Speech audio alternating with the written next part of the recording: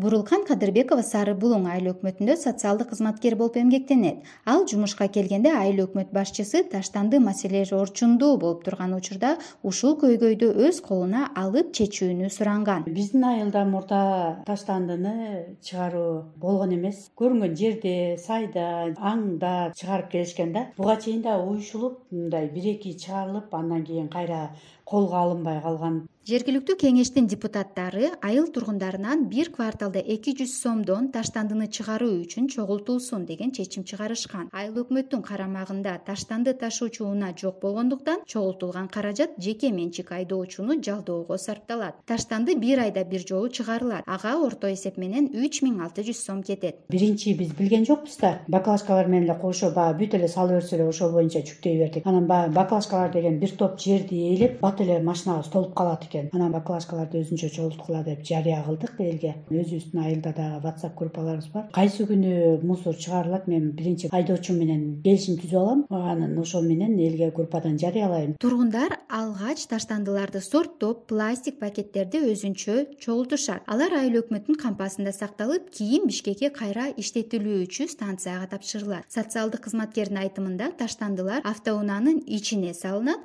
ал эми баклажкаларды унаанын четине байлап алышат. Айыл ортосуна жайгашкан кампага келип, пластик таштандыларды калтырып, андан ары ишин улантат. Баклажкаларды биздин өзүбүздүн айылда жайгашкан кампанын бир бурчуна чогултуп атабыз. Салафан, баклажка булар деген өрттөгөндө аябай абаны булгап, өзүбүзгө эле кайра зыян келтирет экен да.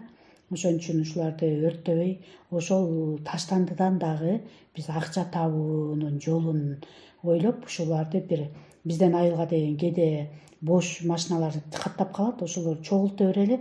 Качан чогулган кезде ошолорду пресстеп туруп, анан бияка алып келип өткөзүп, ошондон дагы киреше таап, бир айыл өкмөткө керектүү бир нерсени, муктаж болгон нерсени алып алабыз, өзүбүзгө пайдалуу деп пландап, ошентип баклажкаларды өзүнчө чогултуп атабыз да. Таштанды чогултуу үчүн айлык акы атайын кызматкер айыл өкмөт тарабынан бөлүнбөгөндүктөн Бурулкан эже жанына кароолчуну алып таштанды чогултканы чыгышат. Ал күнү айыл тургундарын үйүндө болууну суранышат. Себеби таштандыны унаага ар бир тургун өзү жүктөйт. Ар бир адам өзүнүн мусорун алып чыгып машинага салып берет да. Кароолчубуз ар жака тизип, иреттебесе бат эле машина толуп калат. Айылда 100гө жакын түтүн жашайт. Алардан таштанды канча өлчөмдө чыкканына карабай, айына бир гана жолу чыгаруу мүмкүнчүлүгү бар. Таштандыларды унаага батыруу оңой болбогондуктан Бурулкан эже айылдаштарын аларды сорттоого үгүттөйт. Азыр элге да түшүндүрүү иштерин кылып атабыз. Картошканын кабыктары, алманын калгандары эле пакетке буу эле салып бербегиле.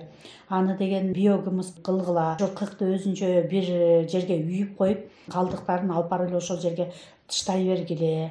Анан алар билинбей эле өзүнөн өзү аралашып, анан биогумус болуп калат экен. Анан капкара кара топурак сыяктуу эле жумшарып калат экен. Огородуңарга чачсаңар ошол пайдалуу экен. Таштанды дагы азаят антсеңер. Азыр элибиз бир нукка түшүп келатат да эми. Баягы биздин таштандыбыз азайып, анан машинабыздын дагы немеси кичине көбүрөөк үйгө жеткенге мүмкүнчүлүк болуп атат да. Таштандыларды ар кайсыл жерге таштап көнгөн элди жаңы эрежеге көндүрүү оңой болгон жок. Бурулкан эже максатына жетүүдө башынан өткөргөн кыйынчылыктар тууралуу кийинкилерди айтып берди. Мен макул деп өкмөткө сөз бере алганда аткарыш керек болду.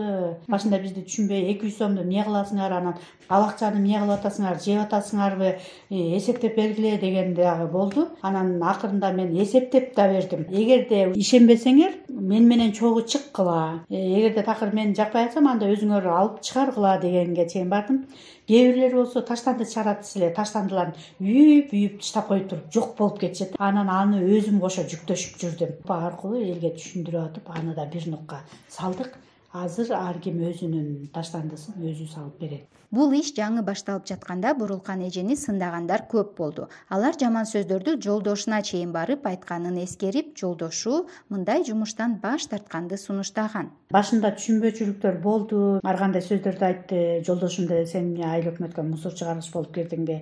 Иштесең өзүңдүн ишиңди иштебейсиңби? Эмне мага чейин ар кандай сөздөрдү айтып атат деген сөздөрдү айтып жолдошум деле деметти. Бир-эки анан кийин ал деле көнүп калды. Баарысы эле мага сын пикир туура эмес сөз айткан жок.